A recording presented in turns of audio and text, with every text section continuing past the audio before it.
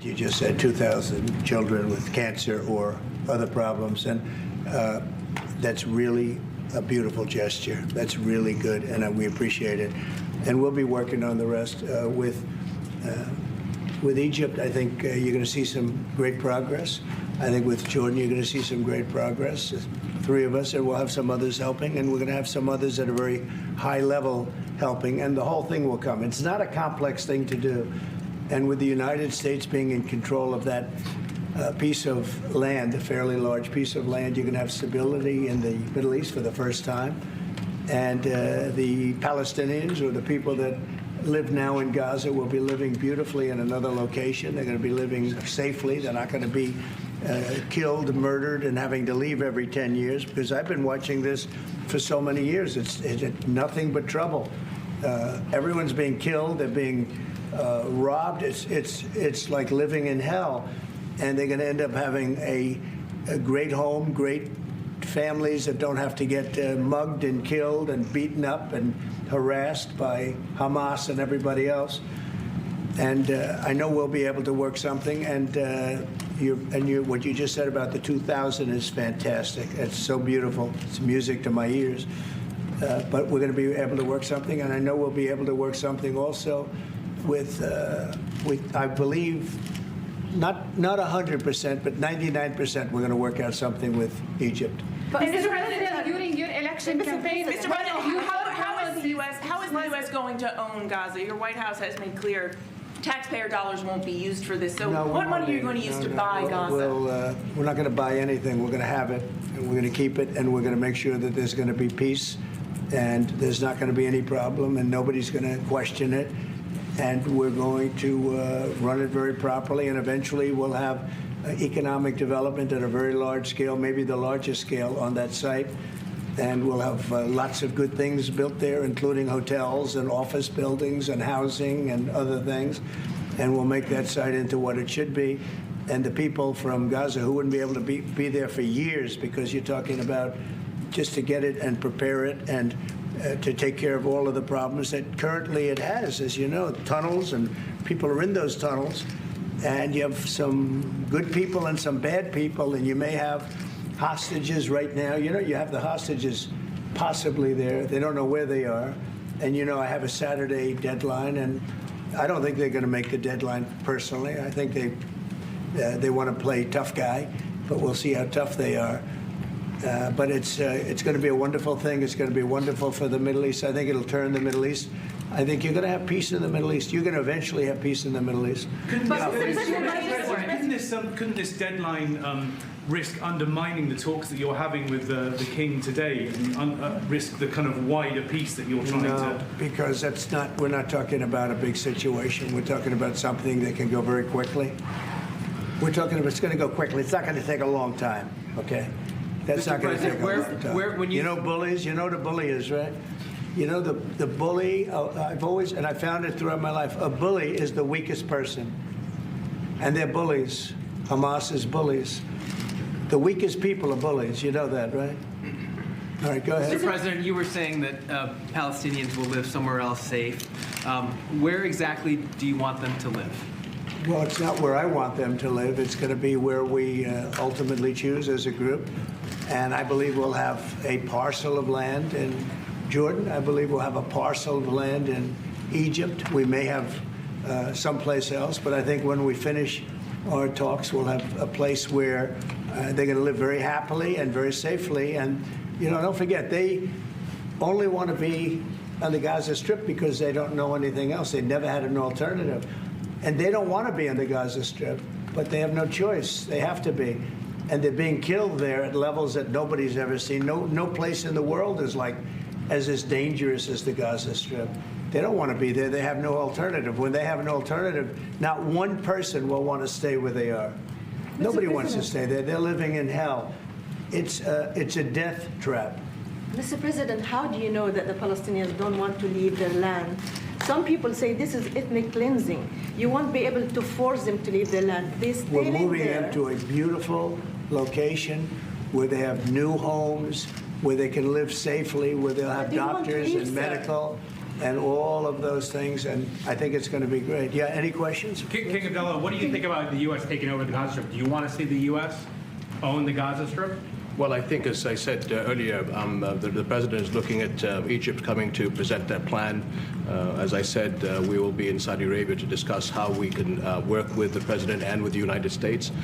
So I think let's wait until the Egyptians can come and present it to the president and not get ahead of ourselves. And is there a parcel of land in Jordan that you're willing to have Palestinians? Well, I think what we said, I have to look at the best interests of my country. I think the president is very happy that we do this thing with 2,000 children as quickly as possible. And again, I believe that the president is looking forward to getting a group of us Arabs here to discuss the overall plan. And last question, the 2,000 children, are those from the Gaza Strip? Absolutely, from the Gaza Are Strip. you willing to change your mind, Mr. That's from the President? Gaza Strip, the 2,000. Are you willing to change your mind if you hear the Egyptian and the Arab plan end of the month? If they present you something different, are you open to I another think plan? we sort of have gone down the line. We know pretty much what is going to be presented. And I think it's going to be something that's going to be magnificent for the Palestinians. They're going to be in love with it. I did very well with real estate. I can tell you about real estate. They're going to be in love with it. But Mr. President, doesn't concern you that moving 2 million people from It's a there? very small number of people relative to other things that have taken place over the decades and centuries. It's a very small number of people. And they're living a terrible life. Look at the way they're living now. Nobody's living like that in the entire world. They're living under buildings that are mostly fallen down and will continue to fall down. And they're living under. People are being killed every day. The conditions are horrible. There are no conditions anywhere in the world that are worse than the Gaza Strip right now. But don't you have Mr. concern President, that you can said all destabilize hell- Jordan and You said all Egypt? hell will break out if all the hostages are not released on Saturday. What did you mean by that? And are you encouraging Netanyahu to walk away from this deal? Have you talked about this with him? So directly? I've looked at at the condition of people coming out of the hostage situation, and it's horrible. I looked at the before and after yesterday. 3 young men. One is dead now, as you know, the older gentleman who died, which everybody said he was alive and well. He's dead. But the 3 young men, and I looked at them from a short while ago, and I looked at them now. They're emaciated. They look like Holocaust survivors. They looked, they'll get better, but they're in rough shape. They were treated really badly, and we've heard things from them since. And I think the reason that Hamas is playing so cute is because they saw the reaction to these 3 people that came out, and the other ones. Look, the one young lady had her hand blown off practically, and they were not in great shape either. But she's missing her fingers and a big part of her hand. You know what she did? She was stopping a bullet that was aimed at her. She went like that, and it blew off her hand. I think they want time because I think the people that they have living are in such bad shape because they're sending the most healthy people out because they don't want to send the least healthy people out. And there was an uproar when they saw the people from yesterday.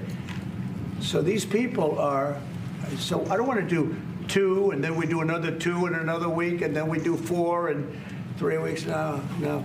They either have them out by Saturday at 12 o'clock or all bets are off. Mr. President, Mr. President, would you still consider withholding aid to those countries if they don't accept your plans to accept? Well, I don't want to say that because we've had such a good relationship and we're doing so well just in the short time that we've been talking. I mean, the king just made a statement. I didn't ask him to do that about literally saving 2,000 young children from the Gaza Strip. We didn't know about that. You didn't know about that. Nobody did except for the king and his son. I assume you told your son, right? And I just thought it was great. No, I think we'll do something. I don't have to threaten with money. We contribute a lot of money to Jordan and to Egypt, by the way, a lot, to both. But I don't have to threaten that. I think we're above that. I do believe we're above that. So.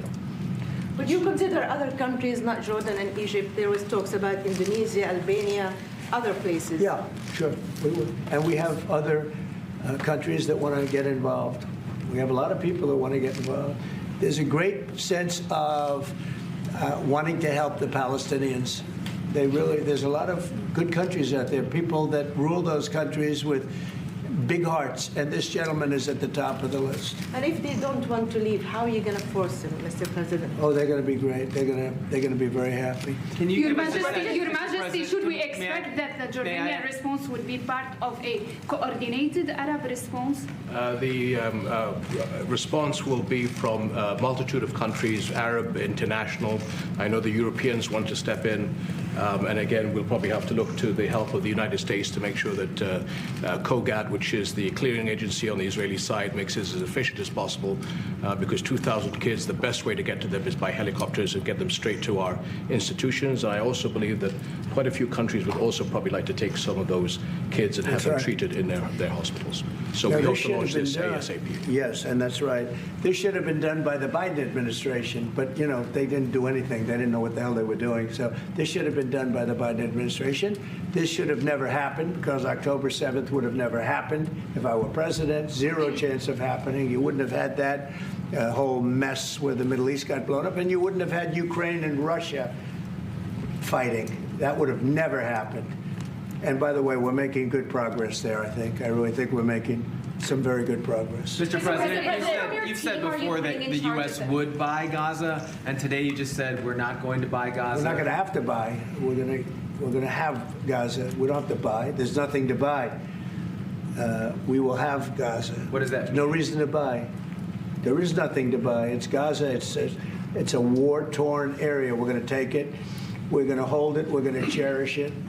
We're going to get it going eventually, where a lot of jobs are going to be created for the people in the Middle East. It's going to be for the people in the Middle East, but I think it can be a diamond. It can be an absolute tremendous asset for the Middle East.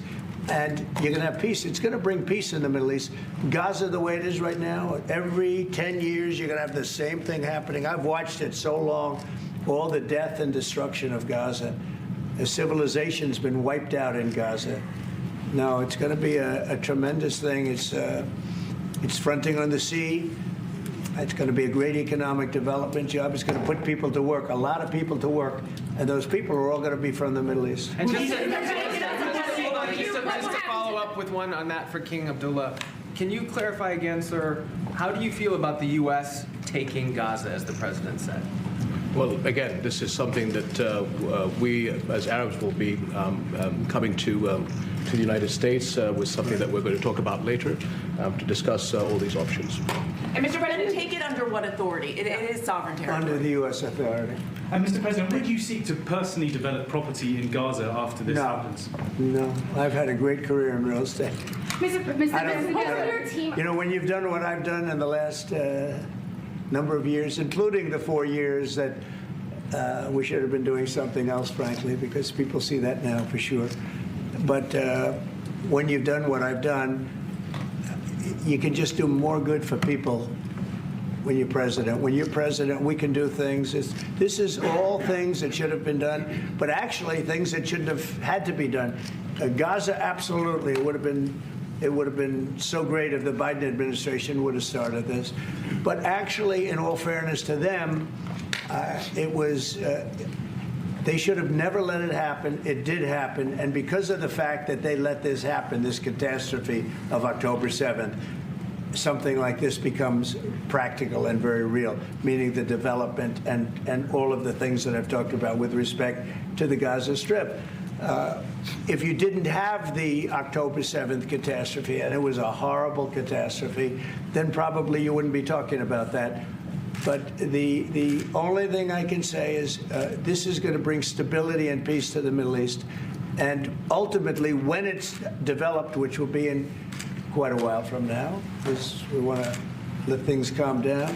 But when it's developed, it's going to bring tremendous numbers of jobs to the Middle East, including the people of your country. So Mr. President, what if it does not bring peace to the Middle East. There are many Palestinians, even though you say that everything is going to be beautiful, everything is going to be lovely, they're not going to want to go back. There are going to be people who want to go back and feel like that it is their right to do that. You haven't said, will there be any type of repercussions or anything that happens? We don't think that's going to happen. We think we think people are going to be very happy, thrilled. A lot of those people that you're talking about are going to end up maybe living there and maybe working there, but it'll be in a different form.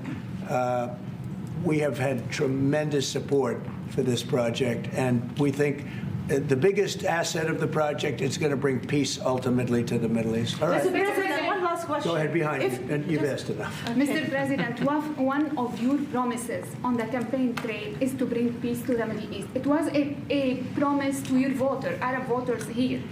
The Arab voters in the United States oppose this. What do you say to that? Well, you know, if you look at Michigan, where we have a large Arab population, as you know, I was just telling the king that we won. As you know, I won the Arab population. Now, when I started off, I wasn't leading, and when I finished, a few months later, we started campaigning in Michigan. And when I finished, we won it by a tremendous amount, by 30 points. So my relationship with the Arab population has been fantastic, and my relationship with the Middle East is very good with all the countries, just about all the countries. Let's see, I would say all the countries. And they all want to do something, and they want to see peace in the Middle East. So all the stories you hear about the Middle East not really wanting peace, that they want war, they want this, they want to go a certain place. Let me tell you, those stories are false. They want to have peace. I know them all very well. They want to have peace. They want to have a good life like other people.